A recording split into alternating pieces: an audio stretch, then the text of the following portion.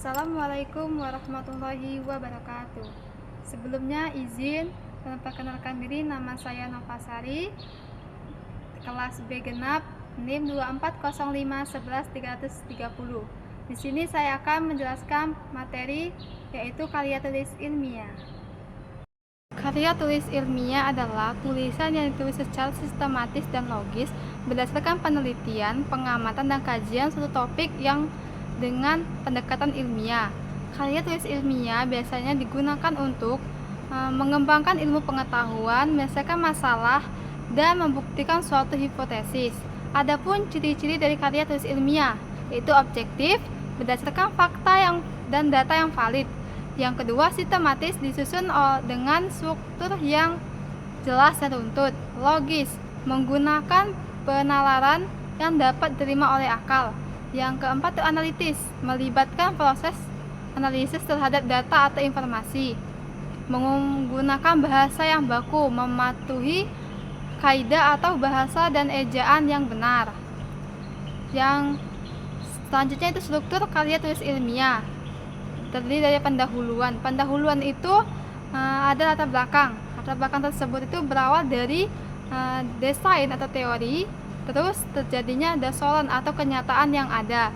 Dari situ kemudian memicunya terjadinya problem atau masalah, identifikasi pengumpulan masalah atau pokok masalah.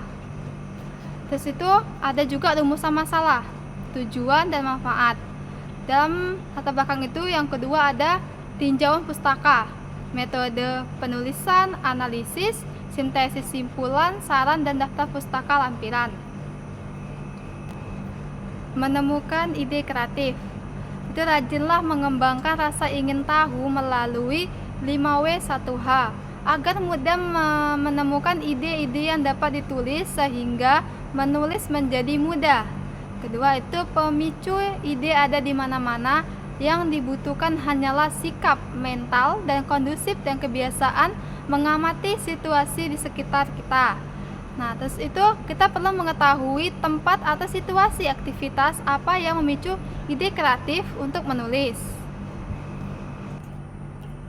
Jenis-jenis karya tulis ilmiah yaitu makalah.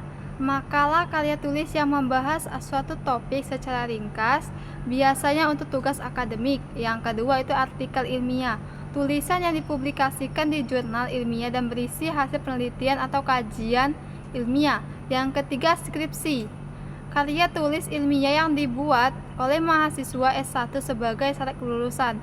Yang keempat itu tesis, penelitian ilmiah yang lebih mendalam dibandingkan skripsi, biasanya untuk jenjang S2. Yang kelima ada disertasi, karya ilmiah dengan penelitian yang lebih kompleks, biasanya untuk jenjang S3. Yang keenam itu laporan penelitian, hasil dari suatu riset yang disusun dalam bentuk laporan.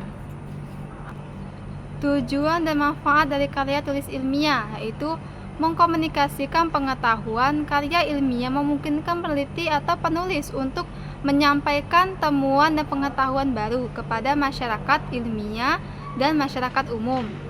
Kedua itu memajukan pengetahuan dengan menyajikan hasil penelitian dan analisis yang baru. Karya ilmiah membantu dalam pengembangan dan pemahaman ilmu pengetahuan. Kata kunci karya ilmiah: ide nyentrik, ide evolutif, ide seksi, ide menggoda, dan ide menantang.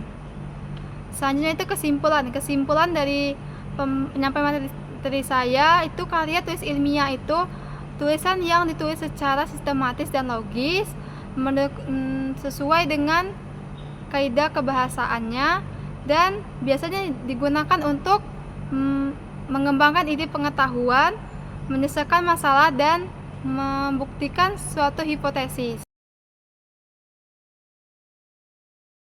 Sekian penyampaian materi dari saya akhiri. Wassalamualaikum warahmatullahi wabarakatuh.